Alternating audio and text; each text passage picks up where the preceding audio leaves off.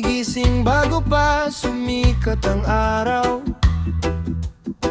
nagluluto ng almusal para sa pamilyang mahal. Naglalaba, nagwawalis, walang tigil ang galaw, habang kandong ang bunso may umiyak na naman. Isa'y gustong kumain, isa na may gustong maglaro. Pagod na ang katawan pero tuloy pa rin ang puso. Walang reklamo, kahit hirap ay tinatago.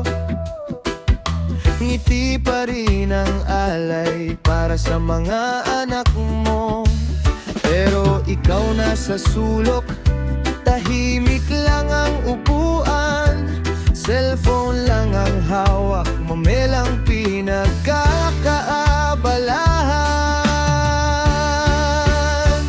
Habang asawa mo'y pagod na pagod, ikaw naman ay online buong maghapon.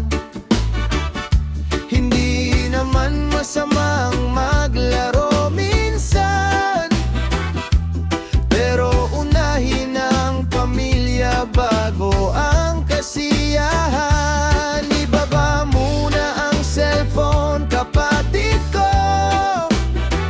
Tulungan mo ang taong laging nasa tabi mo.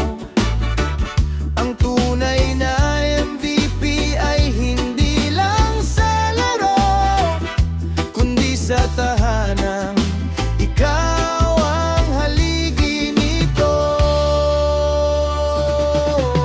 Hindi lang pagkain ang kailangang ihanda, may baon pa sa bukas, may labada pa sa sala. May batang nilalagnat, may umiiyak sa gabi. Siya pa rin ang gising habang ikaw ay mahimbing. Hindi siya katulong, hindi siya makina. Asawa mo siya, katuwang sa bawat problema. Kapag nakita niyang tumutulong ka rin, mas gagaan ang mundo ninyong dalawa. Hindi kailangan ng mamahaling regalo, minsan sapat na ang simpleng pagtulong mo. Maghugas ng pinggan, magluto ng ulam, magbantay ng bata kahit sandali lamang. Ang pagmamahal ay hindi lang salita, pinapakita yan sa gawa araw-araw. Kapag magkasama sa bawat responsibilidad, mas matatag ang tahanang pinapangarap. Habang asawa mo'y pagod na pagod, ikaw naman ay online buong maghapon. Hindi naman masama ang maglaro minsan, pero huwag hayaang siya lang ang lumalaban. Ibaba muna ang cellphone, kapatid ko. Yakapin ang pamilyang naghihintay sa'yo. Ang rank sa laro pwedeng balikan,